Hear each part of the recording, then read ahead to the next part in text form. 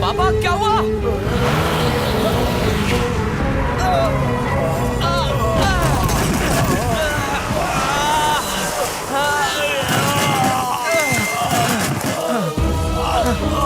पापा क्या हुआ?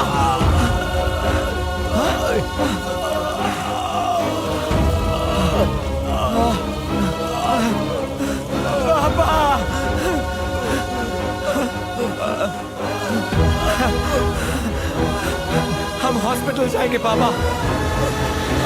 हेल्प हेल्प पापा। हाँ, आपको कुछ नहीं होगा पापा। Stop stop stop stop stop stop stop. भाई साहब, मेरे पापा को हार्ट अटैक आ गया है। क्या आप उन्हें हॉस्पिटल ले जा सकते हैं प्लीज? क्यों बे? तू मुझे फिर से चूना लगाना चाहता है? तुम जैसे घटिया और आवारा लोगों के लिए ये एम्बुलेंस नहीं बनी है, जो इसकी कदर ही नहीं करते हैं। मैं तेरे नाटक पे फिर से विश्वास करूंगा क्या? नहीं सर। फ्री में ट्रैवल करना चाहता है, पैसा नहीं है तो भीख मांग ले, और भीख ना मिले तो मर जाने दे। तेरे मजाक के चक्कर में किसी की जान चली गई तो उसका जिम्मेदार कौन होगा? मैं मजाक नहीं कर रहा। मेरे पापा को सच में हार्ट अटैक आया है। क्या पापा? अबे ओए, इस आवारा के साथ मिलकर नाटक करते शर्म नहीं आती तुझे? लोगों को धोखा देना बंद करो, वरना ये नाटक एक दिन सच हो जाएगा। सुनिए सर, मेरे पापा की कंडीशन बहुत सीरियस है सर। हम मजाक नहीं कर रहे। चल भाग यहाँ से। मैं एक बार पहले ही धोखा खा चुका हूँ, अब फिर से नहीं खाऊंगा।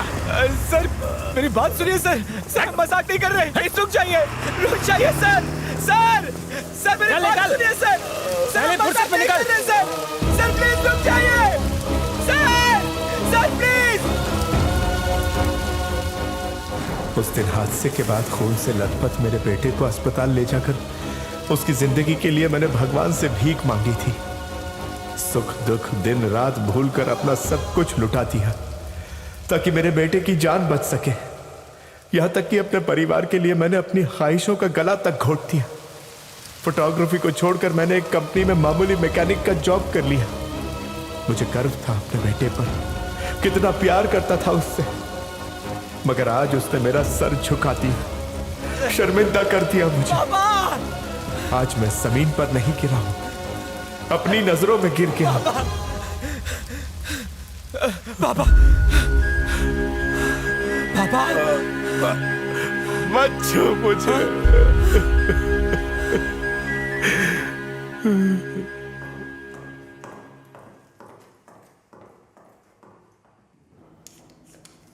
ये माइल्ड हार्ट अटैक था। मैं कुछ दवाइयां लिख कर दे रहा हूँ, उसे टाइम पर लेते रहिएगा।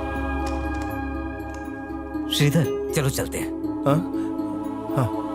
सुनो राम, तुम बाइक पर आ जाओ, मैं श्रीधर को लेकर ऑटो में आता हूँ। और हाँ, अपनी माँ को कुछ मत बताना।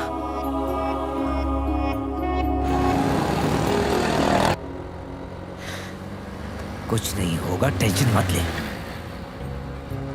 अब पहली बार अटैक आना यानी खतरे की घंटी है। भविष्य में कुछ भी हो सकता है। अगर मुझे कुछ हो गया तो मेरे परिवार का क्या होगा?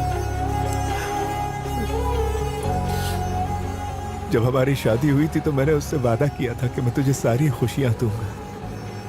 सिर्फ मेरे जीते जी नहीं, बल्कि वो इस दुनिया में रहेगी तब तक। मैं चाहता हूं मेरे जीते जी मेरी बेटी कीर्ति की शादी हो जाए, मेरा बेटा सेटल हो जाए और इतने पैसे जमा कर लूं कि लक्ष्मी को उसके लिए मोहताज ना होना पड़े।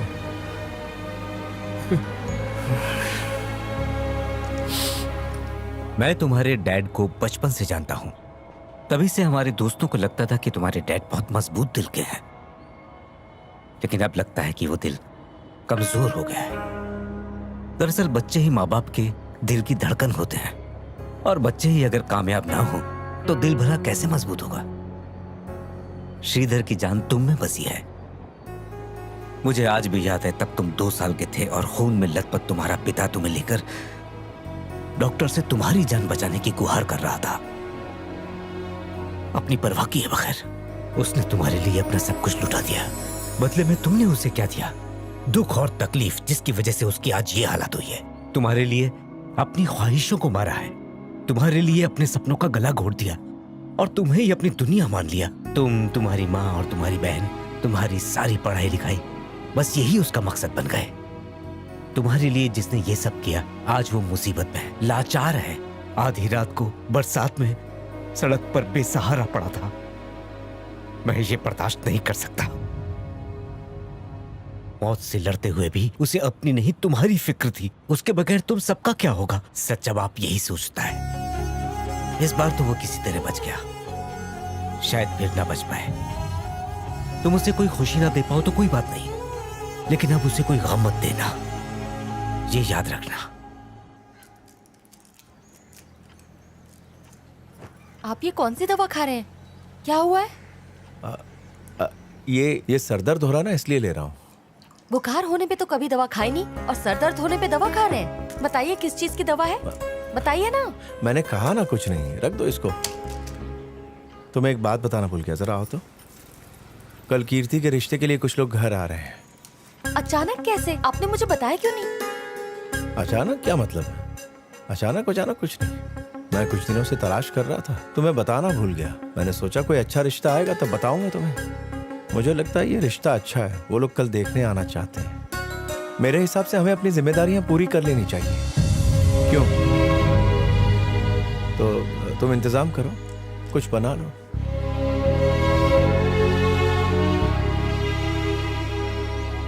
तुझे लड़की पसंद आई ना? पसंद है पापा। मुझे भी पसंद है। भाई साहब, हमें आपकी लड़की बहुत पसंद आई। धन्यवाद। हैंडसम है ना? बाकी लेन देन की सारी बातें मैंने भाई साहब को समझा दी, आपसे बात कर लेंगे। आगे की बात मैं कर लूंगा। ठीक है, हम चलते हैं। तो चलते हैं। नमस्ते। नमस्ते नमस्ते आइए। नमस्ते नमस्ते। देखिए, हाँ जी। वो लोग ज्यादा नहीं, बस 10 लाख मांग रहे हैं और बच्चों के रहने के लिए एक फ्लैट। अरे ये सब आप अपनी बेटी को तो दे रहे हैं, इसमें सोचना क्या है? सोना तो दे रहे हैं ना। 10 लाख रुपए और एक फ्लैट, बस इतना ही। आप टेंशन क्यों लेते हैं? मैं कुछ ऊपर नीचे करता हूँ ना। एक अंदर की बात बताता हूँ, कई और रिश्ते हैं जो इससे ज्यादा पैसे दे रहे हैं। आपकी बेटी किस्मत वाली है जो ऐसा रिश्ता आया है। आप बस हाँ कह दीजिए, ठीक है ना? पैसों का इंतजाम हो जाए तो बता दीजिएगा। चलता हूँ। नमस्कार। नमस्कार। लड़का तो अच्छा है ना? मैंने पूरी इंक्वायरी कर ली है लक्ष्मी। लड़का और उसका परिवार दोनों अच्छे हैं। ससुराल में हमारी बेटी खुश रहेगी, उससे बढ़कर और क्या बात वो होगी? तो ठीक है, पर इतने पैसे कहाँ से आएंगे? पापा, हाँ? मैं उस परिवार में शादी नहीं करना चाहती। क्यों बेटा? आपको वो लोग लालची नहीं लगे क्या? यही तो आजकल का चलन है, इसमें लालची की क्या बात है? जो भी हो पापा, मैं उस लड़के से शादी नहीं करना चाहती। और प्लीज आप मेरे लिए टेंशन मत लीजिए, उन लोगों को ना कह दीजिए।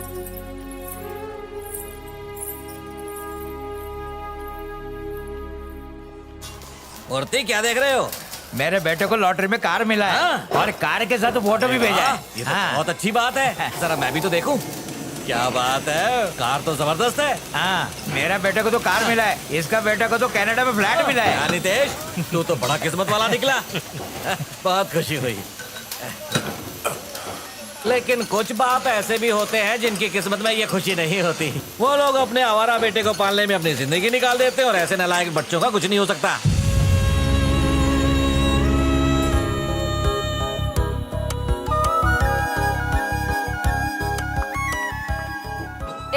यहाँ क्या कर रहा है? चल खाना खा ले। माँ, मुझे भूख नहीं है, आप जाके खा लीजिए। भूख नहीं लगी है? टाइम देखा है? चल आजा।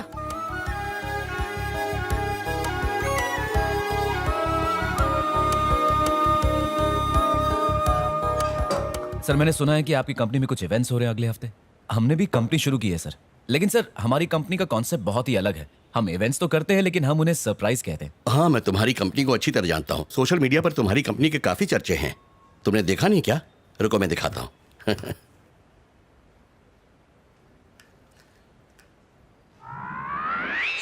स्मार्टफोन वाले स्मार्ट लोगों को नमस्ते। ये कोई किटकॉट या फेसबुक बिल्कुल नहीं है। आ टूटेला दिल नो श्राप छे। मेरे दिल की आग 4 लोगों के साथ आप भी शेयर करना, क्योंकि आजकल तो हर वीडियो महामारी की तरफ फैलता है। मेरा वीडियो भी वैसे ही फैलाइए। Local boys surprise event planners fraud बनाने वाली कंपनी है। हमारी किस्मत फुटेली थी कि अपनी गर्लफ्रेंड को सरप्राइज देने मैं उनके पास पहुंच गया। इस गैंग में सभी एक से बढ़कर एक है।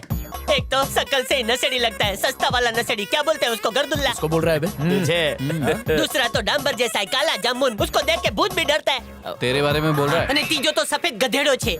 गधा? तुझे वो गधा बोल रहा है? तुझे बोल रहा है? गधा बोला, गधा। और चौथा तो गांडो छे, गांडो, गुजराती में पागल को गांडो बोलते। और इन छछुंदरों का एक गैंग लीडर भी है, वो एक ही काफी है आपकी जिंदगी की बैंड बजाने के लिए। यार वो बहलाएंगे भी, वो फुसलाएंगे भी, बोलेंगे मस्त सरप्राइज देंगे, लेकिन तुम लोग भरोसा मत करना, भरोसा कर सो लागी जसो।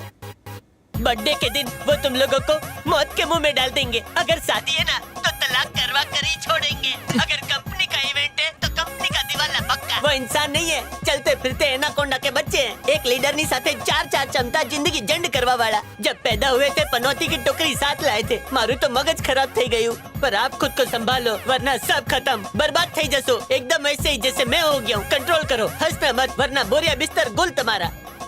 वो लोग ना ऐसी दुम है जिसे पाइप में रखकर भी कभी सीधी नहीं कर सकते। एकदम कमीनों के सरदार। एक शब्द में बताऊं तो वो लोग चलती फिरती तबाही है। They all are injurious to health। सुनो ये, मेरे को मालूम है तुम लोग भी वीडियो देख रहे हो। तुम्हारे लिए मैंने सरप्राइज प्लान किया है। हमारे लिए? हाँ, तुम्हारे लिए। श्राप देता हूँ, बर्बाद થઈ जाओ। ये तो मार्केट में हमारे नाम पर गोबर कर रहा अगर है। यही हाल रहा ना तो एक दिन पब्लिक हमें जूते चप्पल और अंडे से मारेगी। छे। इस चिरकुट के वीडियो को 40 लाख लाइक्स मिले हैं। इसने तो पूरा भांडा फोड़ दिया। अब कौन काम देगा हमें? कौन काम क्यों देगा? देंगे वो काम? सरप्राइज एक तरह का इमोशन होता है, और अगर तुम उनके इमोशन के साथ खिलवाड़ करोगे तो बताओ कोई भी तुम्हें काम क्यों देगा? अगर हम किसी के चेहरे पर एक छोटी सी भी स्माइल ले आए तो ये हमारे लिए सबसे बड़ी जीत होगी। तुम्हें पता है क्या करना है, लेकिन करने का सही तरीका क्या है ये नहीं जानते। यही तो प्रॉब्लम है। अगर सही से प्लान करोगे तो सब कुछ ठीक हो जाएगा। सही से प्लान करने के लिए ऑफर होना चाहिए। हमारे पास तो काम ही नहीं है। मैं तुम्हारे लिए काम लाई हूँ। मैंने इसके लिए पहले ही एमडी सर से बात कर ली है। कल एमडी के डैड का बर्थडे है, वो हमारी कंपनी के चेयरमैन है। अगर तुम ये इवेंट सही से प्लान करोगे तो हमारी कंपनी के सारे इवेंट्स तुम्हें ही मिलेंगे। तुम्हें पक्का यकीन है? पक्का। हम एक शानदार इवेंट करेंगे। अपने एमडी सर से मिलाओगी ना?